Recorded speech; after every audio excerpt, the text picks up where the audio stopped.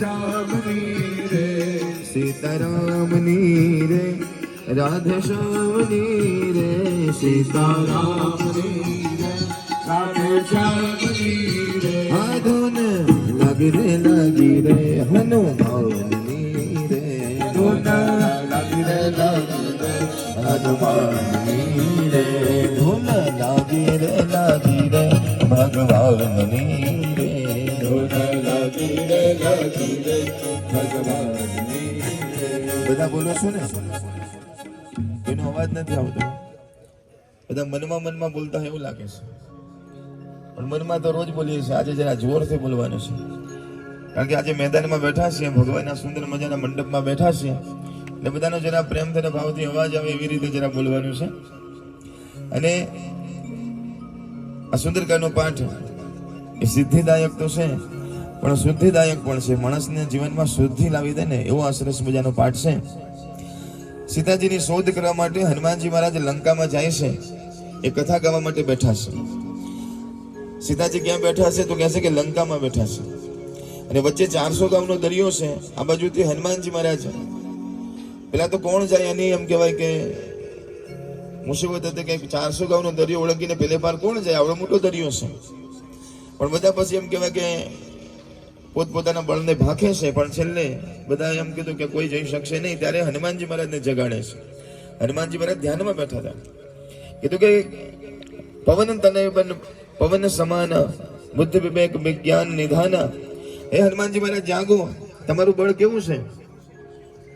તો કહે છે કે તમારા બળ જેવું બીજા કોઈનું બળ નથી.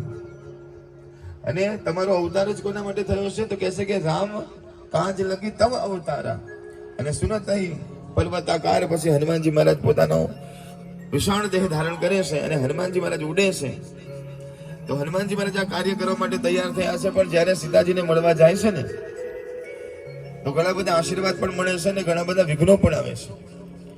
તો આપણે પણ ભગવાનના રસ્તે આગળ વધીએ તો આપણા જીવનમાં પણ આશીર્વાદ પણ મળે છે ને ઘણા વિઘ્નો પણ આવે છે. તો આશીર્વાદ લેવાના છે ને વિઘ્નોને પાર કરવાનો છે. પણ વિઘ્નોને પાર કરવા હોય તો હનુમાનજી મહારાજ પાસે એક સુંદર મજાની યુક્તિ હતી. એ યુક્તિ જો આપણી પાસે પણ હોય તો આપણે પણ જીવનના વિઘ્નોને પાર કરી જઈએ.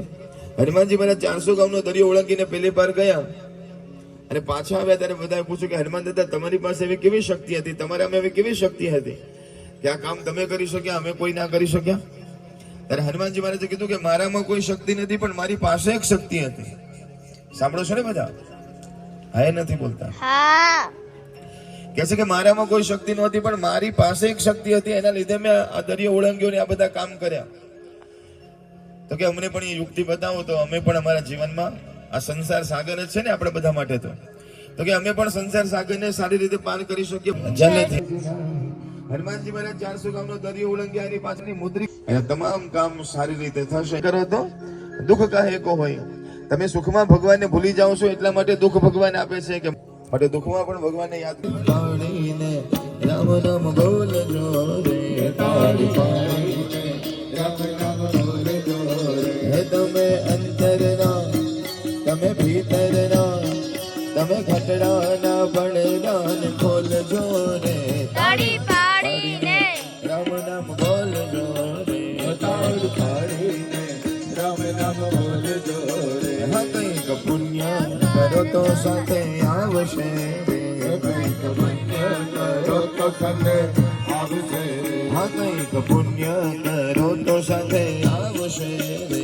કંઈક પુણ્ય કરો તો સાથે આવશે રે. હે રામ નામ તને, રામ નામ મને જમથી છોડાવશે રે. તાળી પાડીને રામ નામ બોલજો રે. તાળી પાડીને રામ નામ બોલજો રે.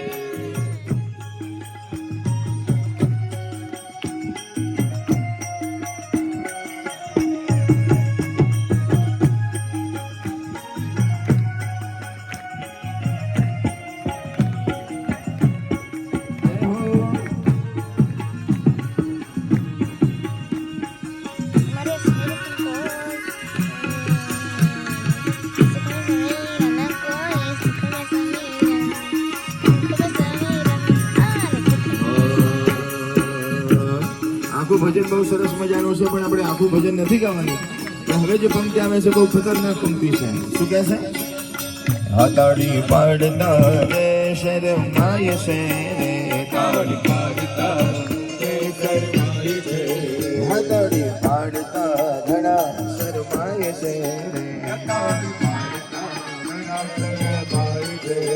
ઘણા લોકોને ભગવાનના નામની તાળી પાડવામાં શરમ આવતી હોય છે.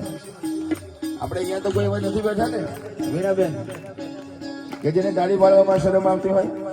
બધા બહુ સરસ મજાની તાળી પાડે છે ને મારા વીણાબેનને સંભળાય એવી જરા તાળી પાડે તો ખબર પડે અમને પણ કે કેટલા મહેમાન આવ્યા છે, કોણ કોણ તાળી પાડે છે.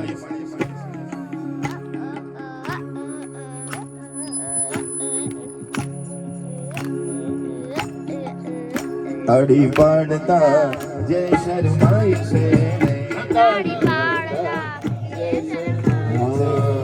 રામ તારું સરનામું મને મળતું નથી, રામ તારું સરનામું મને મળતું નથી, રામ તારું સરનામું મને મળતું નથી, રામ તારું સરનામું મને મળતું નથી. હે તારું નામ લીધા મળતું નથી, હે સાચો માર્ગ બતાવવા વાળું મળતું નથી, માર્ગ બતાવવા વાળું મળતું નથી. હે રામ તારું સરનામું મને મળતું નથી, રામ તારું. બધા બોલો